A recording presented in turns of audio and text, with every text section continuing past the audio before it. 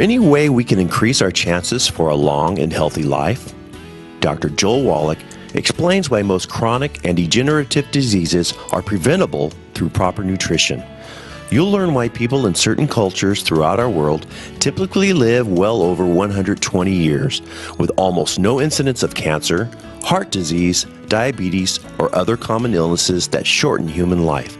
You'll also learn the vital role that minerals play in maintaining our health and why our modern diets are sorely lacking in these life-sustaining nutrients. Listen now to a live presentation by a man who is making a major impact in the field of alternative medicine, Dr. Joel Wallach.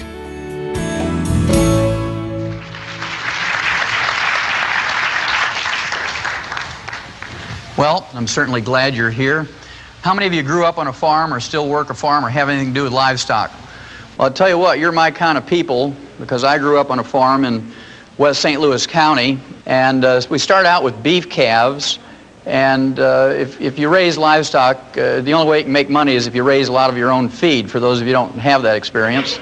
And so we raised our own corn, and we raised our own soybeans and our own hay, and we had a truck come out from the mill, and this truck would come out from the mill, and it would grind up the corn and the soybeans and the hay, and then we would add sacks of vitamins, minerals, trace minerals, and we'd make pellets out of it, and this is what we would feed the calves. In 6 months' time, we'd ship them to market to be slaughtered, or we'd save back some of the best ones for ourselves. We'd knock them in the head and eat them, put it bluntly. And it always fascinated me as a teenager that we did that for those calves, and in 6 months ship them off to be slaughtered, or we'd eat them. And we wanted to live to be 100 years of age without any aches and pains. And guess what? We didn't take any vitamins or minerals. And that bothered me. So I asked my dad, I'd say, hey, Pops, how come you do that for those calves, you don't do that for us? And he'd give me this good old Missouri farm wisdom. He'd say things like, shut up, boy. You're getting this farm fresh food, and we hope you appreciate it. And of course, I was very quiet then because I didn't want to miss out on any meals. Well, then when I went to school, I went to the University of Missouri School of Agriculture, and I got my degree in agriculture. I got my major in animal husbandry and nutrition. My minor was in field crops and soils, and then I got into veterinary school. As a freshman veterinary student, I learned the answer to my question. And the answer is this: we know how to prevent and cure diseases in animals with nutrition. And the reason why we do that is because we don't have major medical, we don't have hospitalization, Blue Cross Blue Shield, we don't have Medicare. If you're going to make money as a farmer, you better know how to do stuff yourself, and you better do it efficiently with feed and nutrition if you can. To make a long story short, after I got out of veterinary school, I went to Africa for 2 years, and I was able to fulfill a boyhood dream. I was able to be a Frank Buck for 2 years and work with Marlin Perkins. Many of you will remember him from the Mutual of Omaha's Wild Kingdom, and he's a great gentleman. And after 2 years of working with elephants and rhino, people used to ask me, are you a small animal vet or a large animal vet? Well, I was telling them I'm an extra large animal vet because I worked with elephants and rhinos. Well, after 2 years, he sent me a telegram and said, would you come back to the St. Louis Zoo and work with us? We need a wildlife veterinarian at the zoo for a special project. We were given a $7.5 million grant from the National Institutes of Health, and what we need is a veterinarian who will do autopsies of animals that die of natural causes in the zoo. Well, I was just overjoyed to do that, and so I came back, and of course I not only did autopsies for animals that died in the St. Louis Zoo, but the Brookfield Zoo in Chicago, the Bronx Zoo in New York, the National Zoo, the LA Zoo, and so forth. And my job, again, was to do autopsies of animals that died of natural causes in the zoo and look for a species of animals that was ultra-sensitive to pollution. This is because during the early 60s we had just learned about pollution and ecological problems and disasters, and nobody quite knew what to do, and so I was supposed to find a species of animals that was extra sensitive and use them much like we did the canaries in the mine. You know, the old Welsh coal miners used to put a canary in a little wicker cage and take it down in the mine, and if methane gas or carbon monoxide would leak into the mine, the canary would drop off the perch and die first, and the men knew to get out before the mine blew up or they suffocated. Again, to make a long story short, over a period of some 12 years, I did 17,500 autopsies on over 454 species of animals and 3,000 human beings who lived in close proximity to zoos. And the thing that I found out was this: every animal and human being who dies of natural causes dies of a nutritional deficiency. And that fascinated me. It took me back to those calves. I said, gee, that's fascinating. We could document this at autopsy, both chemically and biochemically, and things that you saw with the eye at the autopsy table. Well, that fascinated me. And I wrote scientific articles. I wrote 8 multi-author textbooks and 1 textbook of my own. Cost $140 for medical students, and I'm sure the only thing they do is use them for door stops. And it couldn't get anybody excited. I was on 2020. I was on 1,700 newspapers. I was in magazines. I was in every network TV that you can think of. And guess what? Couldn't get anybody excited back in the 60s about nutrition. So what I did was went back to school and became a physician to use everything I had learned in veterinary school about nutrition in my human patients. And to no surprise to me, it worked. I spent 12 years up in Portland, Oregon in general practice. And it was very fascinating. What I'm going to share with you tonight is what I learned over those 10, 12 years using nutrition with my human patients. And if you take home only 10%, it will save you an enormous amount of unnecessary misery. It will save you a gob of money, and those of you in Missouri know what that means. A gob means a lot. Okay, it'll add many healthful years to your life. Well, you can't do this. You can't get these healthful years, and you can't have longevity. You can't live to your genetic potential just falling off a stump. You have to do some things. And the first thing I have to do is convince you that it is worth doing these things. I'm going to start out by convincing you that the genetic potential for human beings is 120 years, our genetic potential for longevity. In May 11th, the oldest living American at this time and documented through the Guinness World Book of Records was Margaret Skeet. She was from Radford, Virginia. She died at age 115, and she died of a nutritional deficiency. You can tell that from her obituary. She died of the complications of a fall. What did she die from? Osteoporosis. Very good. She died of a calcium deficiency. She had no heart disease, no cancer, no diabetes, no other infirmities, but she died 3 weeks after a fall because she didn't have enough calcium. Her daughter said that she had a craving for sweets until she died, and that's a disease called pica. We'll talk about that in a little bit, but usually when you have a craving for chocolate, if you're a chocoholic or a sugaraholic, that means that you have a deficiency. Then in a third world country, in Niger, in Africa, a chief by the name of Bauer, at age 126, was eulogized by one of his wives, and she was bragging about him at his death at age 126. He was still in possession of all his own teeth. Okay, so you assume that other faculties are working too. Then here's a gentleman from Syria at age 133. He died in July of 1993. He fathered 9 children after the age of 80. And this meant if you add up 9 months for each child and a year for breastfeeding for each one and a year between each one of the children, he was still fathering children after age of 100. So there's still hope for you fellas. Then those of you who like science, in November of 1993, those 6 Biospirians came out of that dome in Arizona. They were in there for 2 years, 3 couples, and they were supposed to eat the perfect food and recycle the atmosphere and grow their own food and whatnot and have no pollution in their water or air or food. And when they came out, they were examined by medical gerontologists from UCLA, University of California at Los Angeles. They put all this information, their physical and their blood work and so forth, into the medical computers at UCLA. And the medical computers projected that they could live to be 165 years old if they continued to do what they were doing. So all of that just says to you that there's a possibility you can live to be 120. And when I grew up on the farm, we could grow 200 bushels of corn per acre. And with all the labor and all the fertilizer and everything else you did, you could make a profit if you grew 200 bushels per acre. But if you only got 100 bushels per acre and put out that same effort and the same fertilizer cost, you'd lose money. And so I want you to think about it. The average lifespan for an American today is 75.5. The average lifespan for an MD or a doctor is 58. You want to gain 20 years statistically, just don't go to medical school. You want to live to be 120, there's only 2 basic things. It's real simple, 2 things to remember. Number 1, you have to avoid the pitfalls. You have to not step on the landmines, I call it. And those of you in the military, you know what that means.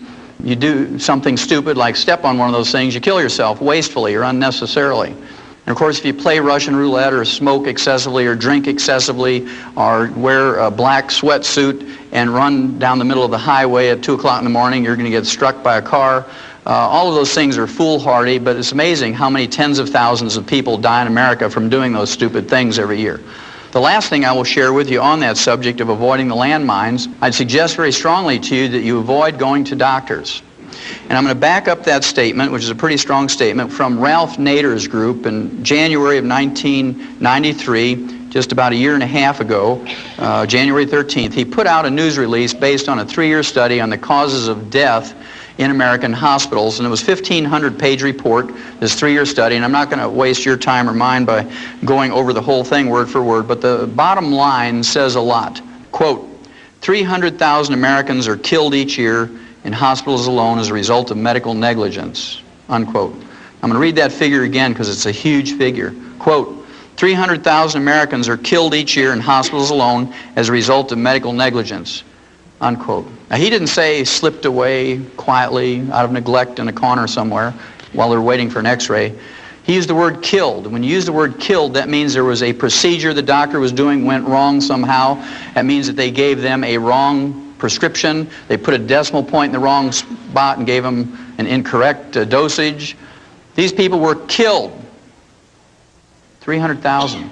To appreciate how big a figure that is, you have to compare that with our military losses in Vietnam over 10 years, where we lost 56,000 people over 10 years, or an average of only 5,600 a year, on a field of battle where people had guns and artillery and explosives trying to kill each other. And millions of people poured out into the streets and protested that war. We had political anarchy in the last 3 years of the war. Students took over universities and colleges with guns and explosives. National Guardsmen shot students at Kent State in Ohio. We chased a president out of the presidency for 5,600 military personnel a year. And here's one profession that takes your tax money in the form of Medicare and Medicaid and kills 300,000 of us a year, according to Ralph Nader, and I believe him, he has no axe to grind. And you can go out in the street any day of the week in any city, and there isn't even a crazy street preacher out there with a sign that says, "Protect us from doctors." I want you to think about that, folks. That's number one. You have to avoid stepping on the landmine. So there's a certain value in treating yourself when you can, or preventing disease so you don't have to get treated. Now, the second thing you have to do, number two, is you have to do the positive things. You have to do the positive things. And I'm going to start out here by just putting a figure up on the board. It's the number 90. And you need 90 nutrients in your diet every day. You need 60 minerals. You need 16 vitamins. You need 12 essential amino acids or protein building blocks. And you need 3 essential fatty acids. You need 90 nutrients in your daily diet. Otherwise, you're going to get a deficiency disease if you don't have them in complete numbers and optimal amounts. I can tell you that I was one of those nerds back when I was in college. I had a clipboard. We didn't have computers back then. So I had a clipboard, and I was one of those funny guys with glasses and would walk up and down in the student union there in Columbia and say, do you take vitamins and minerals? I was still fascinated by that. And of course, people would kind of look at you crazy and say, well, yeah, I take vitamin E. And I'd wait for them to come up with the other 89, and they didn't. They just said, oh, I take vitamin E. Well, today, if you ask people, do you take food supplements? They say, oh, yeah, I take Tums. Because that's what, they hear all the time. Well, again, you need 90 nutrients if you're going to make it. But the newspapers know, and the magazines and TV and radio knows that we're interested in health and longevity and supplements. So they all talk to us, not because the medical profession has asked them to do that in their stead. The medical profession doesn't say, hey, we're so busy saving people with surgery and chemotherapy and radiation and pharmaceuticals, would you please educate the people on nutrition? They do it because it sells newspapers. Well, my favorite article of all time appeared in Time magazine, April 6th, 1992. And if you haven't read it, I'd urge you to get it out of a school library or public library and photocopy it. Stick one copy on the door in the bathroom and one on the refrigerator. It's a cover article, and it says, The Real Power of Vitamins. New research shows they may help fight cancer, heart disease, and the ravages of aging. Again, there's 6 positive pages in here. There's only 1 negative sentence, and it was issued by a medical doctor who was asked by the writer of the article, what do you think about vitamins and minerals for people as food supplements? And here's what the doctor said, quote, popping vitamins doesn't do you any good, sniffs Dr. Victor Herbert, a professor of medicine at New York City's Mount Sinai Medical School. We get all the vitamins we need in our diets, and taking supplements just gives you expensive urine, unquote. Well, Well, to give you a Missouri translation of that, that means you're just peeing away your dollars if you take vitamins and minerals. You might as well wad up your dollars and throw them in the toilet and flush them away because you're not getting any redeeming value from it. Those quacks are just taking your money for those vitamins and minerals. That's what he was trying to say. It got published. So it must be true, right? After having done those 17,500 autopsies in 454 species of animals from around the world and in 3,000 humans, and liking to be healthy myself and having children and grandchildren and the not too distant future great-grandchildren, I'd rather pee out 50 cents or a dollar a day worth of excess vitamins and minerals. It's pretty cheap insurance. If you don't invest in yourself to the tune of $1 a day for vitamins and minerals, guess what? You're going to invest in the lifestyle of an MD somewhere. Because when you pay the medical doctor your fee for going to see him, not one penny of that goes to study how to diagnose or treat or prevent a catastrophic disease in a little child, like who was in here earlier, or how to prevent or diagnose or treat better breast cancer or prostate cancer in adults. Guess what that money goes for? It pays the doctor's mortgage, makes his Mercedes payment. It pays the tuition for his kids to go to medical school at Harvard. You know where Harvard is? Up in Boston. Pays the tuition for his kids to go to law school at Yale. Between 1776 and the Second World War, the U.S. government spent $80 million on healthcare and healthcare research and studies. Right now, we're at $1.2 trillion a year for healthcare. And it's free. We all know it's free, right? It's not free, but we're supposed to believe it's free, and everybody wants more of it and more free stuff. Well, I'll tell you what, if we used a human-type medical system for the agricultural industry and the livestock, your hamburger costs $275 a pound. On the other hand, if you use the agricultural health system that we use in animals for humans, your monthly insurance premiums for a family of 5 would be $10 a month. You take your choice. Well, I believe, since we've made them wealthy through insurance programs and government subsidies, I believe they owe us something. I believe they owe us at least as much as the industries do, according to, for instance, recall notices. This was started, of course, 25 years ago when Ralph Nader learned that the Ford Motor Company had made a Pinto car with a rear-end gas tank that would blow up when you got hit from behind at 20 miles an hour, fry everybody in the car. And when people complained to Ford Motor Company, they said, well, you're just dumb for getting in a car accident. We're not going to pay you for that. Well, Ralph Nader says, no, it's a faulty design. So he went to a federal court, and the judge agreed with him, and through a court order, forced Ford Motor Company to send everybody a recall notice with a registered letter, bring that car in, and they'll fix it for nothing. But they kill 300,000 a year, and nobody protests as long as we get ours free. And that scares me, that attitude. At any rate, I've got a bunch of these recall notices you should have gotten over the last couple of years. We'll go through them quickly. Number one is ulcers. How many of you ever heard that ulcers is caused by stress? Okay, everybody's heard that. If you don't raise your hand, you got Alzheimer's or you're fibbing, right? Well, we knew 50 years ago in the veterinary industry that ulcers, at least in pigs, was caused by a bacteria called Helicobacter pylori. And, of course, we couldn't get one of these high-priced stomach surgeons from Mayo Clinic. In fact, we always used to yell, hold the Mayo, when they'd say stuff like that.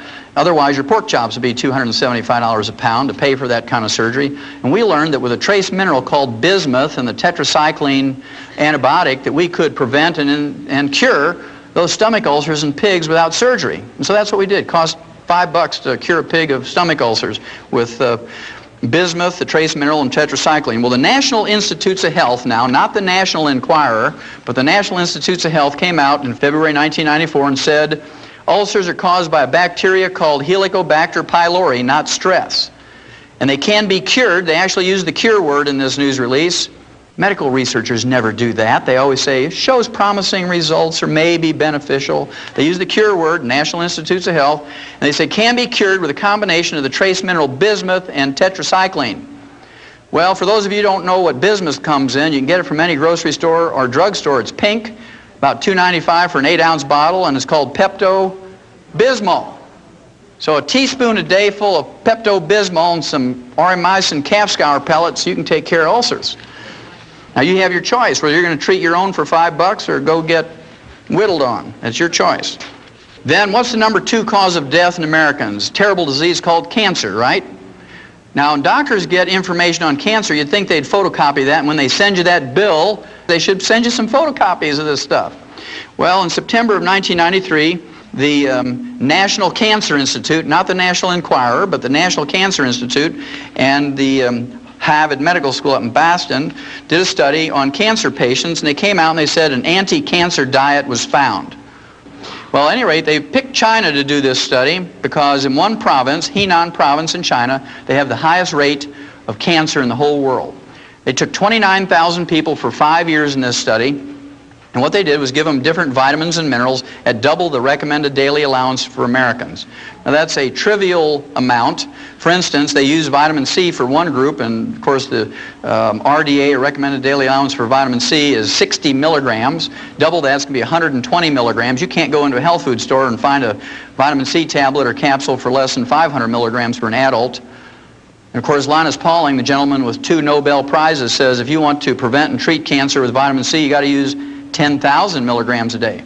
Well, all the doctors who used to argue with him back 35 years ago are all dead, and today Linus Pauling's still 94, and he works 14 hours a day, 7 days a week on his ranch in the Big Sur in California and teaches at the University of California, San Francisco. So you have to make up your choice whether you're going to listen to the dead doctors or Linus Pauling.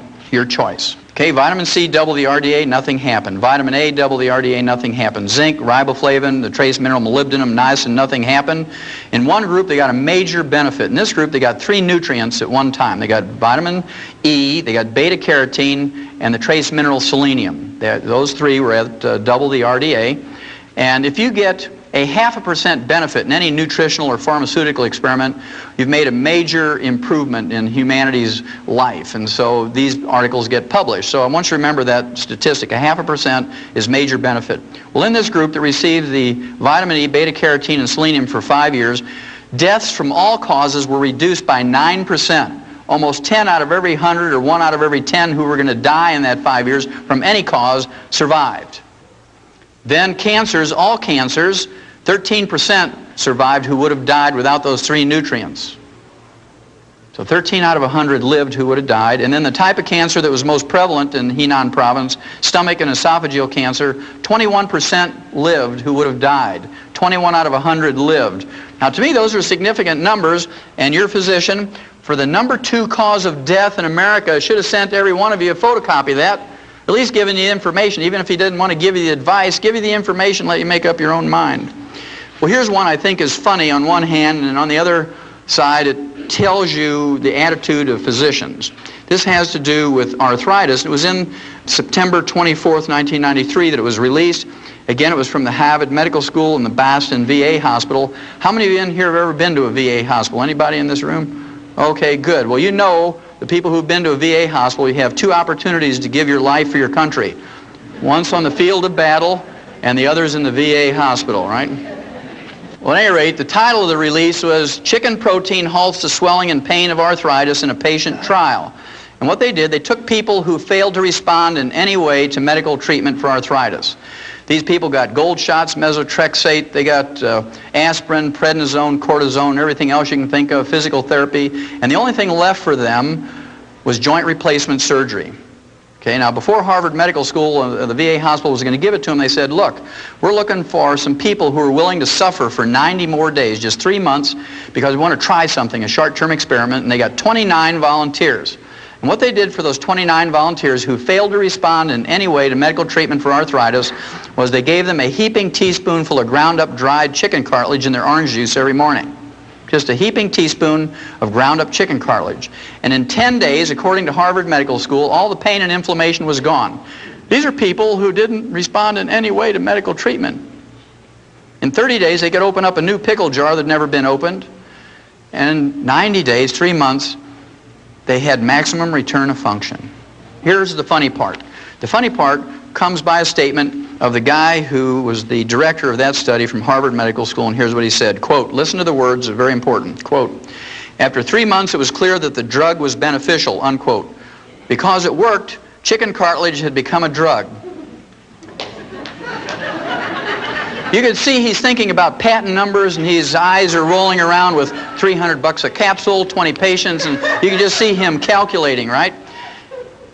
That means if you go to Kentucky Fried Chicken and you buy a bucket of chicken, throw away the skin and the meat and eat the ends off the bones, you're practicing medicine without a license. And if you go to a Kentucky Fried Chicken in the middle of the night, in the dark of the night, and you go to their dumpster and you root through there and you collect 2 5-gallon feed buckets full of chicken bones, and you take them home with a hammer and you pound off the ends of those bones and dry your own cartilage in the microwave, you know, you're manufacturing a pharmaceutical, and the FDA is going to put you in jail. Next time I come by here in 3 months, you're going to run up on this stage and hug me and kiss me if you got arthritis. How many of you have ever heard of Alzheimer's disease? Everybody's heard about it today.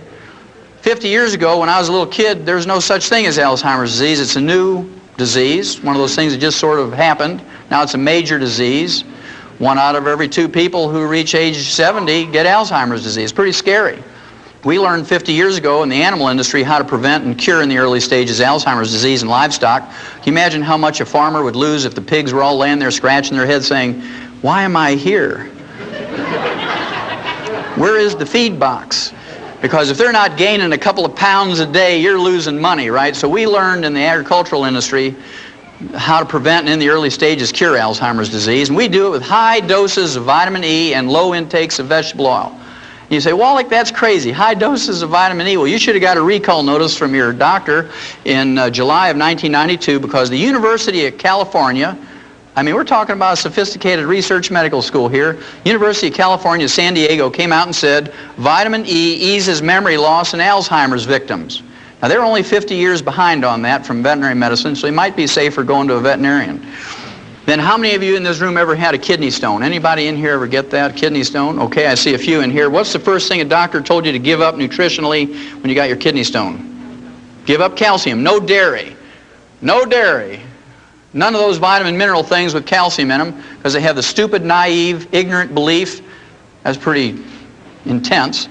They have the stupid, ignorant, naive belief that the calcium in your kidney stone comes from the calcium you eat, when in fact it comes from your own bones. When you have a raging calcium deficiency, a raging osteoporosis, then you get kidney stones. We learned years ago in writing in the agricultural industry, if you wanted to prevent kidney stones in livestock, you better give them more calcium. You better give them more magnesium and more boron. Now the reason is, of course, bulls and rams, male cattle and sheep have special anatomy. When they get a kidney stone, they die. They're called water belly. They die. When you and I get a kidney stone, we just wish we were dead. But no farmer's dumb enough to pay for the feed for an animal and have it die before you can either eat it or send it to market. So we learned how to prevent those things. Well, you should have got a recall notice from your doctor, especially you people who've had kidney stones. Your urologist should have sent a notice to you. This was March of 1993. It says, calcium limits kidney stone risk, and this is from the Harvard Medical School up in Boston, by the way. In a study that turns conventional medical wisdom on its head, researchers have found that people whose diets are rich in calcium run a reduced risk of developing kidney stones. In a study of more than 45,000 people who were ranked into 5 categories, the group that had the most calcium had no kidney stones. Now, about 5 years ago, when I started out on this crusade and started lecturing to people all across America, and I'm in one time zone and the next and all over, I knew I was going to get crazy out there doing this. Last year I was on the road 300 days out of the year, 300 out of 365 days. And so I decided I needed to have a hobby that I could take with me. Every time I get a little wacko, I could go in my room and do this hobby and I'd be okay. You know, it'd be kind of like having a little piece of home with me wherever I went. And I wanted to have a hobby that would help other people. I didn't want to collect baseball cards because I like football. And I didn't want to do just crossword puzzles because good mental exercise, but wouldn't help anybody else. And I couldn't take my compost pile. I like to garden, and the hotels don't like that, you know. So I decided I was going to collect obituaries of doctors and lawyers.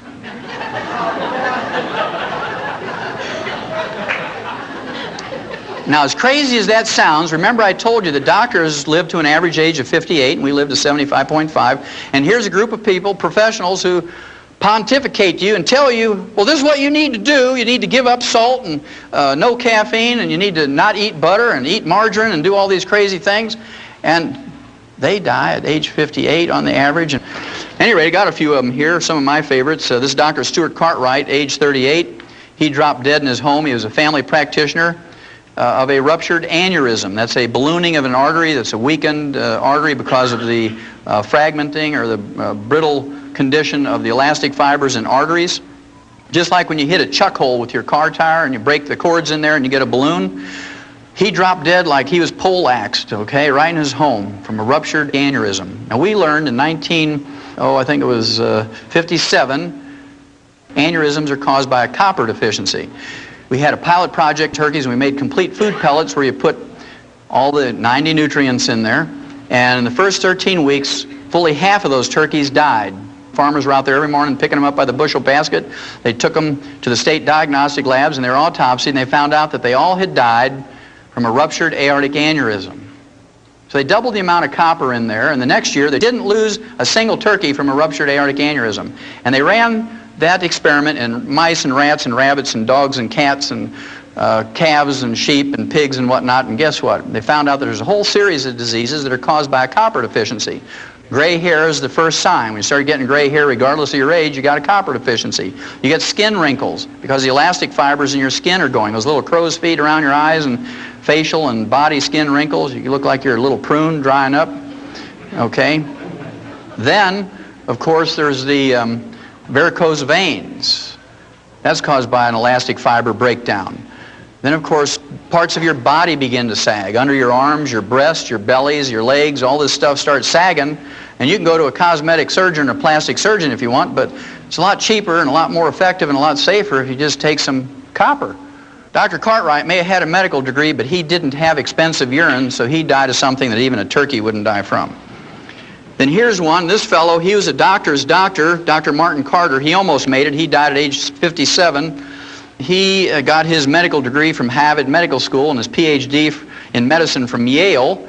He was autopsied by the best because he was a doctor's doctor. He said, quote, "The cause of death was a ruptured aortic aneurysm," said Dr. Jules Hirsch of the Rockefeller University Hospital, unquote. What did he die from? Copper deficiency. See, he didn't have expensive urine either. Then here's an attorney. She was so famous, she was from Detroit, age 44, Ellen Joyce Alter. She was in the New York Times obituary. She made the big time. And, of course, she probably had steel buns because she belonged to one of those private health clubs.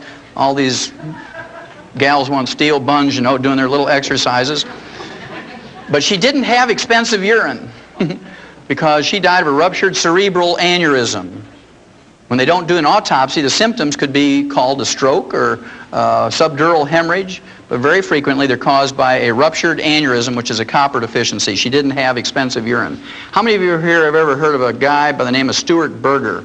Stuart Berger, he wrote 5 best-selling books on health and diets and nutrition. He got his medical degree from Tufts Medical School, which is a very fine medical school in Boston, not too far away from Harvard Medical School. And the books he wrote included The Southampton Diet for Weight Loss. He wrote Forever Young, 20 Years Younger in 20 Weeks, and How to Be Your Own Nutritionist. And he died at age 40. How'd you like to follow his dietary practices? He died at age 40 of cardiomyopathy, which is a selenium deficiency. The same cause as white muscle disease or stiff lamb disease, and any farmer can go to a feed store and get selenium pellets or selenium injections, things like Celitoc and Bozy and so forth. And Dr. Stuart Berger, a guy who wrote 5 best-selling books on nutrition, died of a nutritional deficiency. He didn't have expensive urine. You can totally prevent cardiomyopathy for 10 cents a day. And if we don't do it, we're malignant dumb, I like to call it. You're malignant dumb if you don't take in 10 cents a day worth of selenium. It's a waste of your life. That's one of those landmines you can avoid. The medical treatment of choice for cardiomyopathy is a heart transplant. Costs $750,000. I want you to think about that. They get the heart free from a donor. They get the blood free for the surgery from the relatives. They use $2.50 worth of suture material, and they charge you $750,000 for that procedure.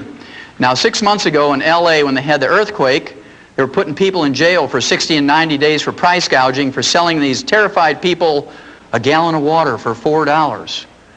They put them in jail for price gouging for selling them a gallon of water for $4. Now, to me, that's entrepreneurialism. You know, that's being in business for yourself. If you had a way to distill water and make water, and you had a car and you could get in there and sell those people a gallon of water for $4, hey, more power to you. Because if you go to a 7-Eleven and buy a quart of Evian water, it's $1.29. So 4 of those quarts is $5. Kind of interesting, isn't it? They said it was price gouging because those people were terrified. Well, talk about a person who needs a new heart. They're terrified. $750,000, we should put those doctors in jail.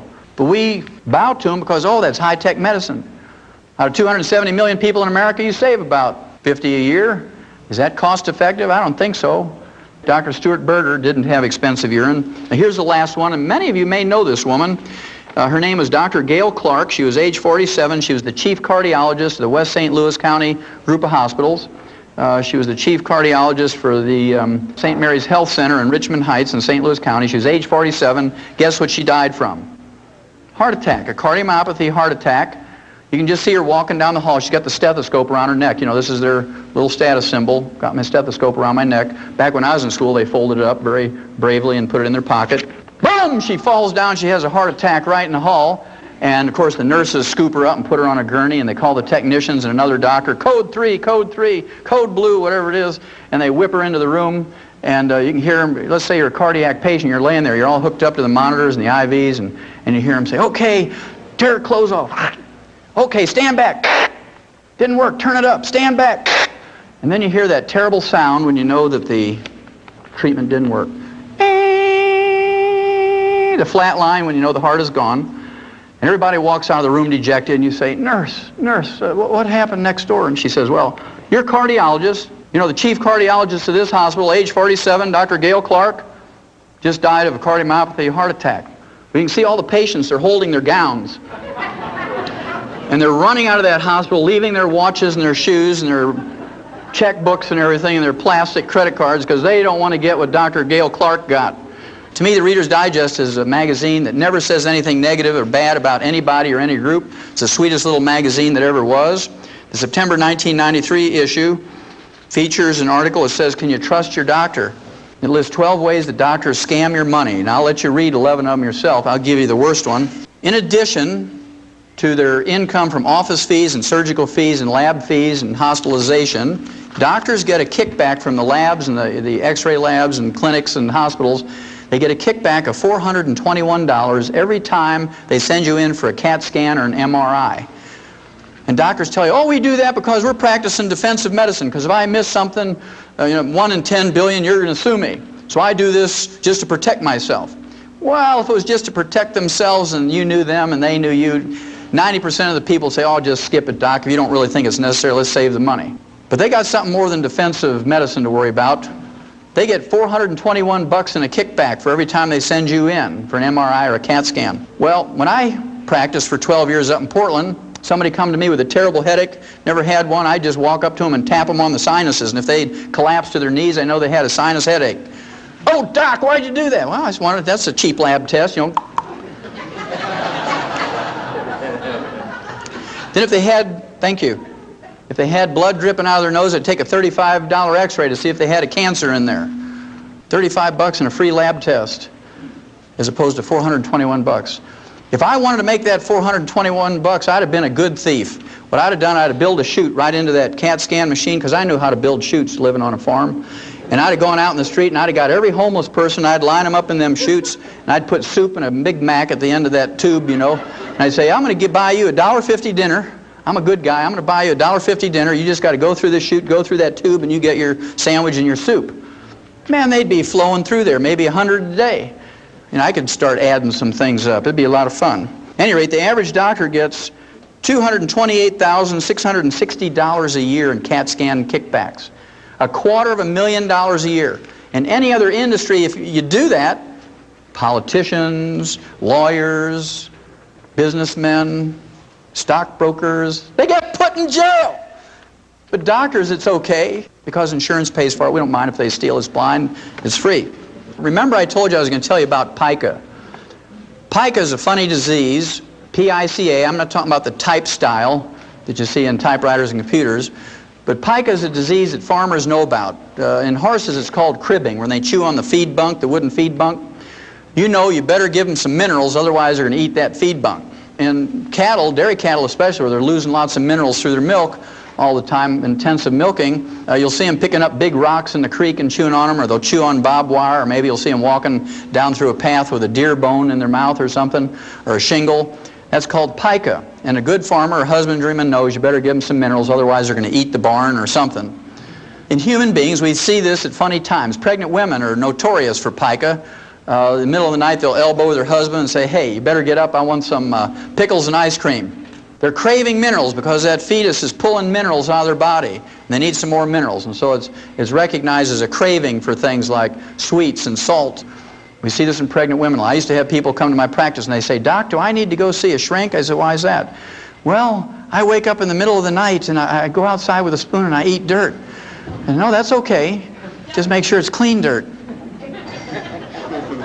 Then they say, my kid sits there with a kitty litter box between his legs and he has a spoon and he's eating that stuff out of the kitty litter box. And then in housing projects, little kids will eat lead paint off the walls and they get lead poisoning, get learning disabilities and bone problems and anemia. And we're good, so we spend $5 million to scrape the lead paint off of there and repaint it with latex paint. And all we have to do is give those kids 10 cents a day worth of minerals. It'd be better for them and save us $5 million. It's your tax money, and if we allow them to throw them away, those dollars, is kind of interesting. If you have a selenium deficiency and you don't want to wait until you get cardiomyopathy and drop dead from a heart attack to recognize it, if you look on your hands and look in the mirror in your face, if you have liver spots or age spots, and I see quite a few from here, you have an early selenium deficiency. That's called free radical damage. And fortunately for you, if you recognize that and you start taking in some selenium, in 4 to 6 months those will go away. You'll reverse that in 4 to 6 months. And when they go away on the outside, they're going away on the inside, in your brain and your heart and your liver and your kidneys. And if you have low blood sugar, how many in this room have low blood sugar? Anybody in here have low blood sugar? Okay, about 10%. How many of you have ever seen a hyperactive kid who gets on sugar? Okay, about everybody in the room. People who have sugar problems are like alcoholics. There's good ones and bad ones. You know, the good alcoholics are one, when they get 2 drinks, they just go off in a corner and go to sleep, right? Same way with somebody with low blood sugar. They eat a big meal or they eat a piece of pie, 3 hours later, they clunk out and go to sleep.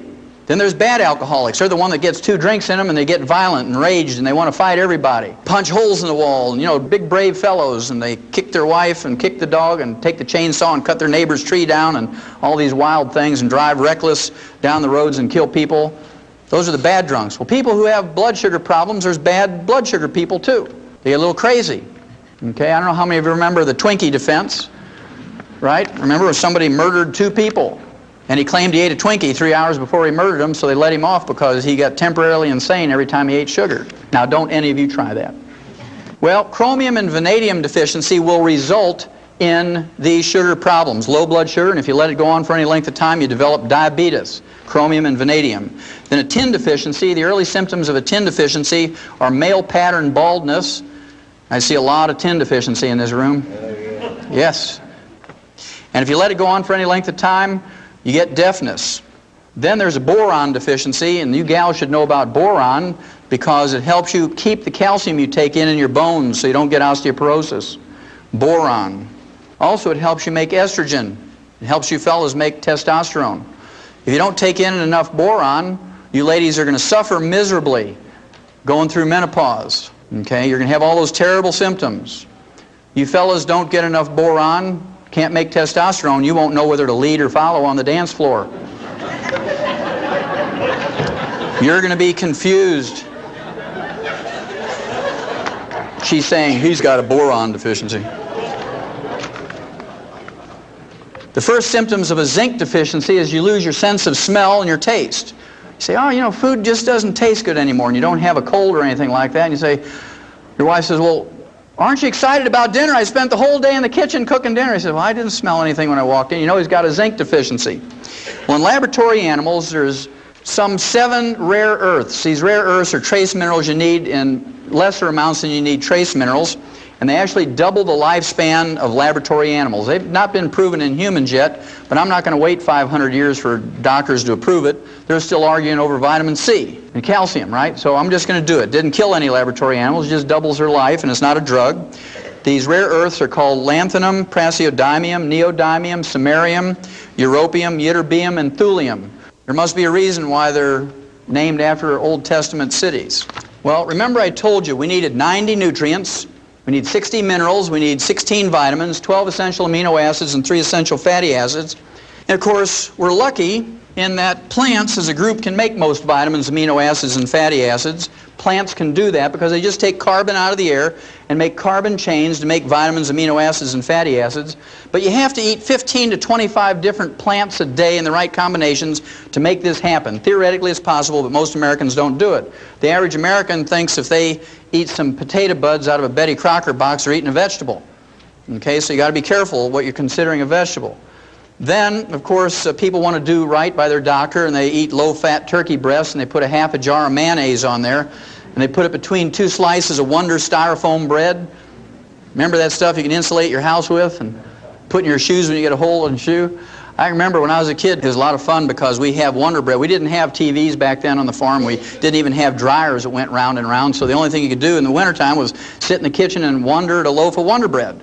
And it had the blue and red and green yellow balloons on there. And if you read the labels as many times as I do, you know it said things like, helps build bodies at 12 ways.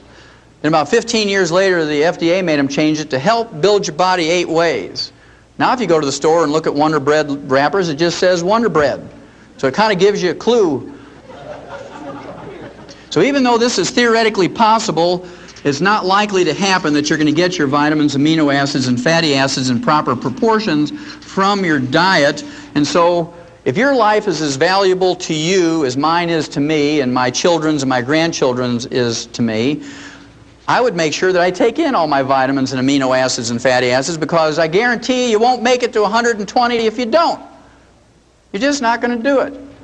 Now, minerals are another story. We have a tragic story when it comes to minerals, because plants cannot make minerals in any way, shape, or form, and if they're not in the soil anymore, they're not in our plants.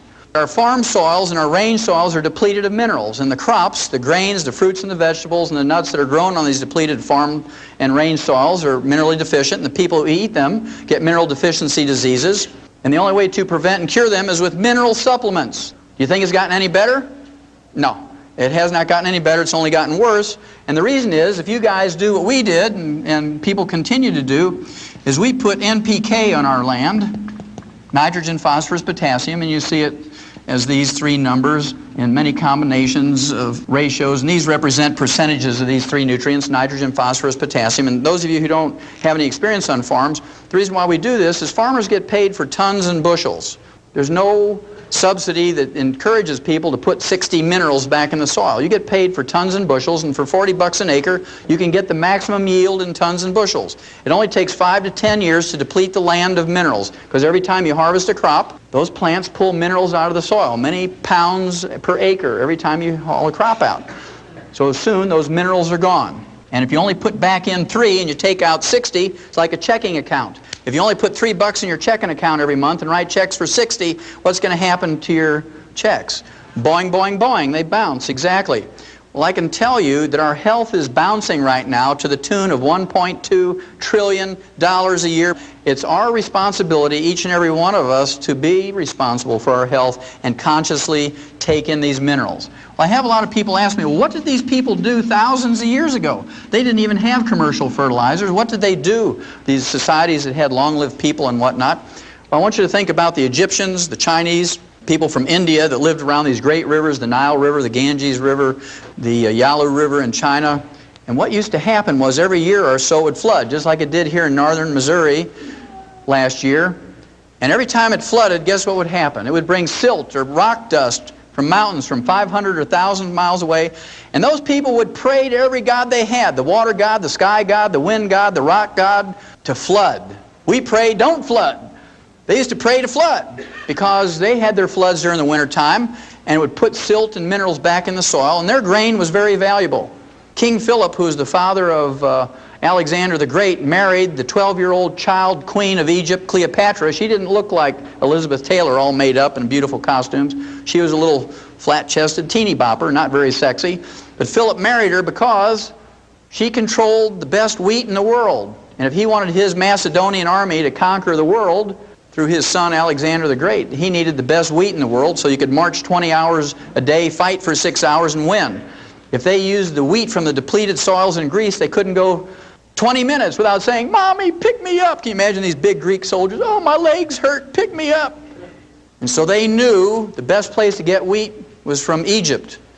It was those floods that gave them those minerals. And all those cultures that came up with all the great art and all the great technology came from those places because they had more intelligence, because they had more nutrition, more minerals, I heard somebody say. Very good. Well, you're getting the picture. Well, what I'm going to do here is I'm just going to pick out a couple of minerals, just a couple of them, so you get the idea. It applies to all of them. Let's just pick out a common one, like calcium. Everybody knows about calcium. Calcium deficiency will result in something like 147 different diseases.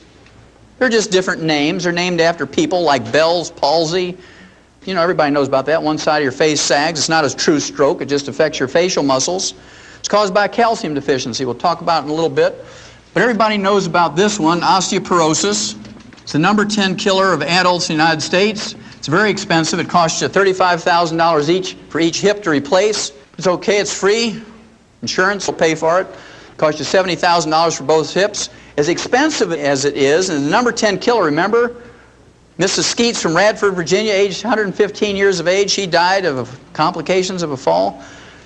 We don't have osteoporosis in animals, and it's because of farmers we don't have osteoporosis in animals. It goes like this. You have a pasture with 100 cows in it, and this year you didn't have any calves, you can't repay your operating loan, you're in trouble, right? Because you paid for the feed and the vet bill and mowed the pasture and fertilized and maintained the fence and fed the cows and all this, that, and the other. You don't have any calves, you can't pay back the operating loan and make any money. So you call the vet out and you say, do I get rid of these cows? What happened here? And he examines the cows. He says, nothing wrong with them. He says, let me look at the bull. And he says, aha, here's your problem. That bull has osteoporosis of both hips, can't breed the cows, didn't have any calves. He says, I'll tell you what though. He says, you give me $70,000. He says, I'll put 2 new hips in that bull, and next year you'll have some calves. Well, the first thing that farmer says is, stand back, Doc. Boom! He blows that bull away with a deer rifle, and while the kids are grinding the bull up with a grinder and cutting roast and steaks off that bull, the farmer is chewing on a straw and saying, now, Doc, pushes Stetson up a little bit, and he says, you know I wasn't going to pay you $70,000 for that old bull. He says, I can get a new bull every year for 70 years for that. He says, but every once in a while I get a bull that throws good calves. I'd like to keep them. Is there any way I can prevent that osteoporosis thing from happening to a good bull? He says, well, yeah. He says, if you'll give a bull calf 10 cents worth of calcium every day after he's weaned, he'll never get osteoporosis. The farmer says, no, wait a minute, Doc. You mean if I give that bull 10 cents a day worth of calcium from the time he's weaned, I can prevent a $70,000 disaster? He says, oh, yeah, it's that simple. He says, you mean all I have to do is give up a half a cup of coffee a day to do that? He says, yeah, that's it. He says, I choose that one. He says, I'll give up the half a cup of coffee. And that's what we have to think like.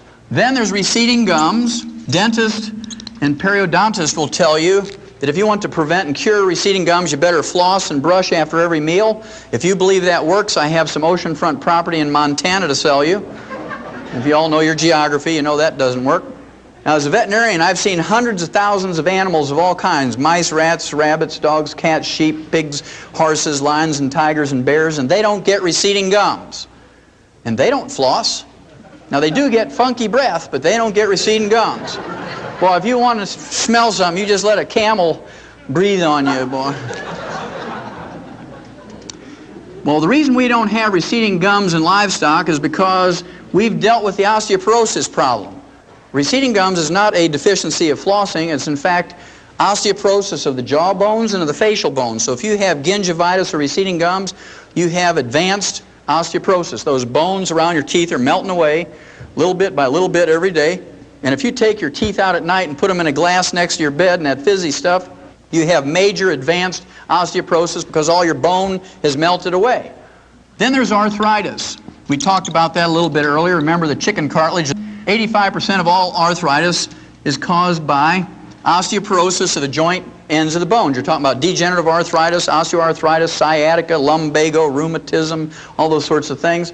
They're caused by osteoporosis of the joint ends of the bones. I want you to think about something for a minute.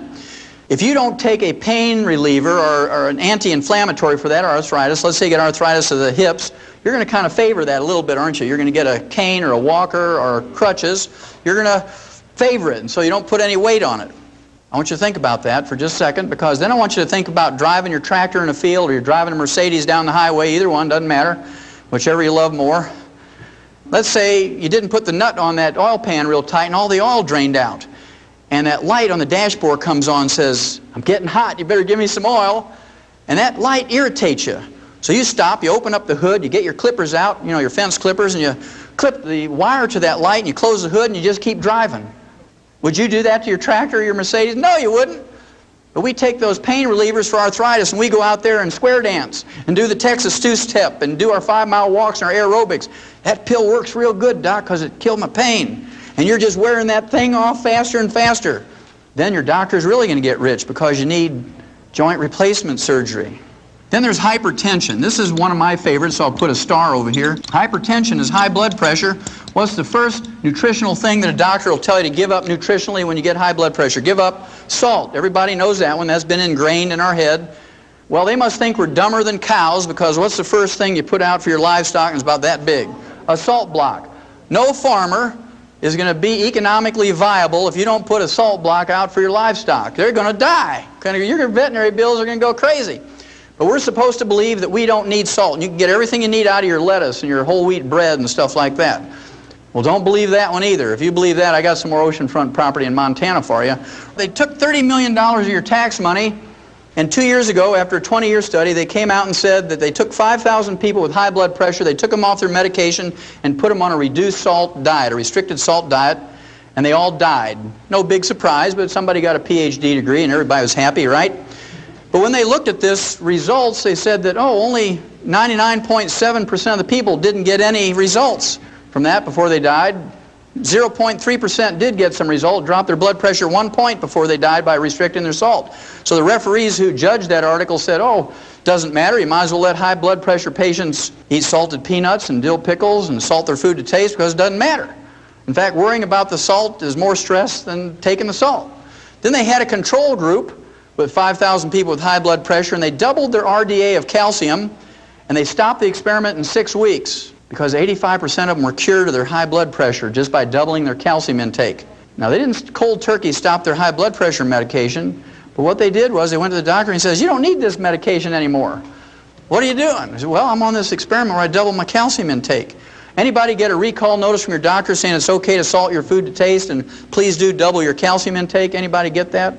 Not a single one. That's very interesting. Then, of course, there's insomnia. That's where you roll around all night. You wake up in the morning, you're more tired when you went to bed. That's insomnia. Of course, doctors have 2 treatments for that. They have Halcyon, which is a sleeping pill, and they have barbiturates. And they kill about 10,000 people a year with overdoses of those things, but that's okay. It's a prescription, and they're watching out for us. And remember, George Bush, when he went to Japan, they gave him some Halcyon so he could sleep on the way to Japan because of the time difference. And when he woke up, one of the side effects of Halcyon is nausea and vomiting. I don't know how you say it in Japanese, but it was very dramatic on world TV, right? Not very presidential. Blah! And so I'm sure that's why he lost the election, because he puked over that Japanese ambassador. And then, of course, there's kidney stones, and then there's bone spurs, heel spurs, and calcium deposits. Again, physicians will tell you the first thing to give up nutritionally is calcium and dairy, because they have this foolish belief, the stupid belief, the ignorant belief that the calcium in kidney stones, bone spurs, heel spurs, and calcium deposits come from your diet, when instead it only comes from your bones when you have a raging osteoporosis. And when you get these things, you need more calcium, not less. Then there's cramps and twitches. You wake up in the middle of the night and your foot is all cramped up around your neck and you say, Lord, take me from the knee down. I'm not going to make it till morning. We've all experienced that. That's very common. Then there's PMS, premenstrual syndrome. You know, the emotional and physical stuff. The medical treatment of choice for PMS is what we call a hysterical ectomy. It's been shortened to hysterectomy. That's a 100-year-old treatment. And the doctors do about 285,000 unnecessary hysterical ectomies a year, but it makes Mercedes payments, so they do them. Even the AMA said they're unnecessary, but they don't take their licenses away, and people keep going to them. You imagine a poor woman in her 30s. She says, Doc, you got to do something. Every time I go out to hang up the clothes, my neighbor's kids run down the basement screaming witch. My own kids think I'm crazy. My husband's leaving me. I'm going to lose my job. You got to do something. Well, the University of California, San Diego came out 3 years ago now and said if you just double the RDA of calcium intake, you get rid of 85% of the emotional and physical symptoms of PMS. And when that came out, there were huge lines around the health food stores around the blocks, and people had sleeping bags because they closed before they all got their calcium, and every person in line was a man. They were there for their daughters and their girlfriends and their wives and things like that. Okay, and lastly is low back pain. 85% of Americans get low back pain whether you work on a computer or you unload hay or you drive big trucks, doesn't matter. Low back is a big problem. Low back is just osteoporosis of the vertebrae, whether you have a disc problem or whatnot, because if your disc doesn't have anything to hold on to, your vertebrae have melted away, what's going to happen to the disc? Especially if you have a copper deficiency, because they're made out of elastic fibers, they go like a water balloon with a lot of pressure on them. I just want you to look at this quickly before we do the last mineral. Low back, you go to an orthopedic surgeon or a rheumatologist, you might get a muscle relaxant. You might get Valium and a muscle relaxant. You get a laminectomy. You get your vertebrae fused. You might get a disc operation. They don't tell you 75% of the time you'll never be the same again, right? PMS, you go to your OBGYN. You can go to an internist. You can go to a family counselor, a shrink, or a divorce attorney. Cramps and twitches, you go to a neurologist. You go to a sports medicine doctor, an internist. Bone spurs, heel spurs, calcium deposits, you go to a rheumatologist, an orthopedic surgeon, or a podiatrist. Kidney stones, you go to a urologist or an internist or a surgeon. Insomnia, you go to a shrink or a sleep clinic or an internist. Hypertension, you go to a cardiologist, an internist, or a surgeon. Arthritis, a rheumatologist, a orthopedic surgeon or an internist. Receding gums, you go to a dentist or a periodontist. Osteoporosis, you go to all those health specialists, including a Tums salesman. For nothing more than a calcium deficiency, it costs you 10 cents a day to deal with. Now, on the average, because Americans have insurance and we have Medicare and Medicaid, we spend on the average $25,000 to $250,000, and we undergo 5 to 10 surgical procedures a year for a calcium deficiency. And we beg the doctors to do it. We beg the doctors to do it. Well, it's our choice. The last one I'll share with you is diabetes. Everybody's touched by diabetes. It's the number 3 cause of death in adults in the United States. Number 3 cause of death.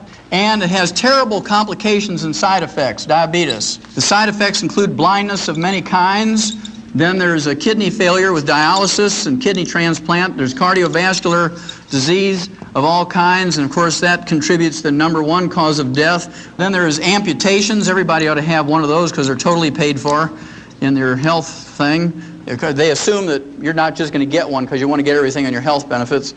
And then you shorten your life because if you have diabetes, on the average, you have a shorter lifespan than someone who doesn't have diabetes. Now, we learned in 1957 in the animal industry that we could prevent and cure diabetes with 2 trace minerals. That's a pretty profound statement, that we could prevent and cure diabetes with 2 trace minerals in 1957 in animals. It was published in Federation Proceedings, which is the official journal of the American Science, the National Institutes of Health. The official monthly journal was August 1957. Well, the 2 trace minerals that you can get to prevent and cure this are chromium and vanadium. Vanadium alone, according to the University of Vancouver, British Columbia Medical School, vanadium alone will replace insulin in adult onset diabetics, which represent 85% of all diabetics. Of course, they can't quit their insulin cold turkey. They got to gradually wean off of it. It takes 4 to 6 months for most people to slowly wean off of insulin if they're taking in adequate amounts of chromium and vanadium. Now, to me, this is criminal, because if you write to Hill's packing company that makes Science Diet dog food, they're right over here in Topeka, Kansas, so they manufacture Science Diet dog food and other Science Diet products, high-tech foods for animals. If you write them and say, how many minerals exactly is in Science Diet for dog food? They'll write you back and say there's 40 minerals. You write Checkerboard Square in St. Louis, Ralston, Purina, and say, just how many minerals are in your rat pellets for laboratory rats? And they'll say there's 28 minerals. I'll give anybody in this room a crisp new $100 bill if you can find me a human infant formula in a grocery store that has more than 11. So our dogs get 40 minerals. Remember, that's what Mike Murphy was saying. His dog never seems to get sick because he's getting this canned dog food with all these vitamins and minerals in there. So our dogs get 40 minerals, our rats get 28 minerals, and our human infants get 11. Is that fair? No, that's called fraud. Doesn't matter if you're talking about SMA, Similac, Isomil, Pro Soy B. In fact, that's why they call Similac Similac, because it lacks everything.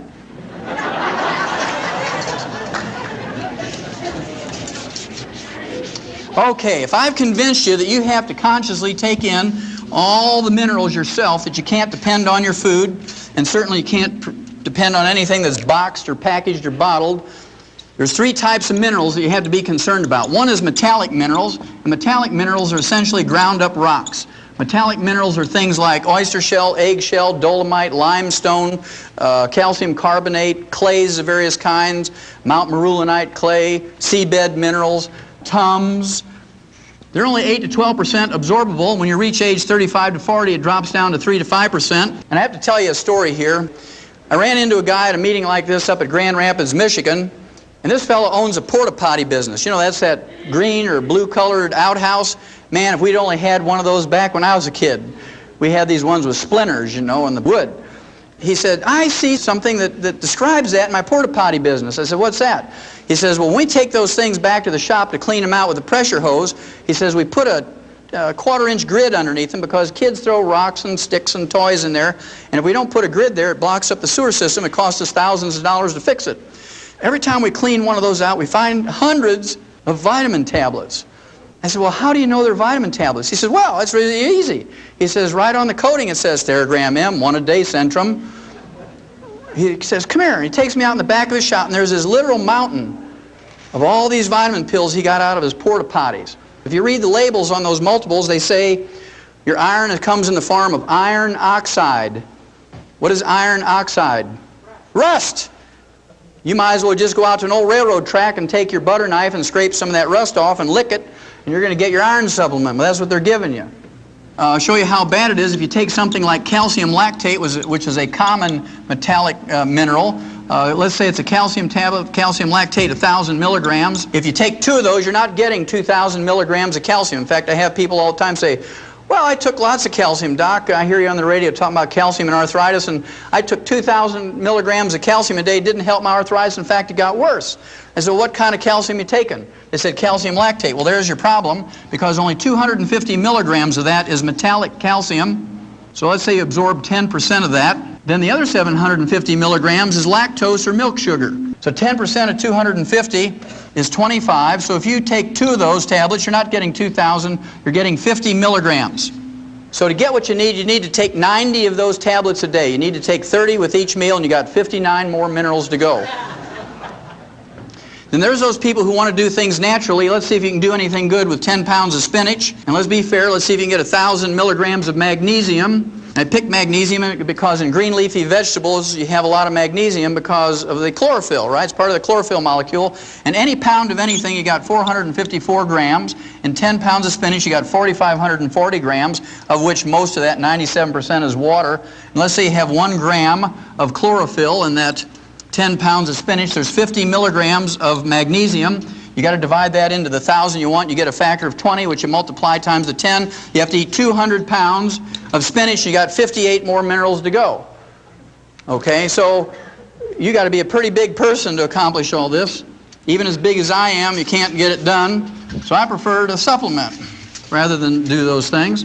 Then, of course, during the 60s, the agricultural industry came up with chelated minerals, because farmers aren't dumb enough to pay for $1 of something that goes into an animal's mouth and have 99 cents come out in the manure. I have to really thank farmers for being that clever. And chelated minerals are just metallic minerals with an amino acid or protein or enzyme wrapped around the metal atom and increase the absorbability to 40%. Then the health food industry jumped on that right away because it was a major improvement in absorbability of minerals. The most efficient way to absorb minerals is liquid.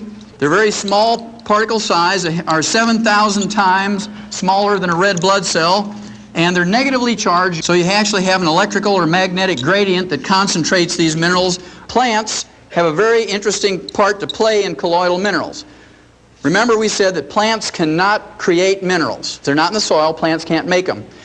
At any rate, metallic minerals are taken up by plants when they're in the soil. Plants convert them in their tissues to colloidal minerals, and this is how we store minerals in our body. This is how we use minerals in our body. This is how we transport minerals from their storage place to their site of use in the colloidal form. Well, our plants, our crops don't have much in the way of colloidal minerals in them because we don't have any metallic minerals in our soil. Are these minerals important? You bet your life they're important. Information and statements regarding dietary supplements discussed have not been evaluated by the Food and Drug Administration and are not intended to diagnose, treat, cure, or prevent any disease. For more information, Get back with the person who gave you this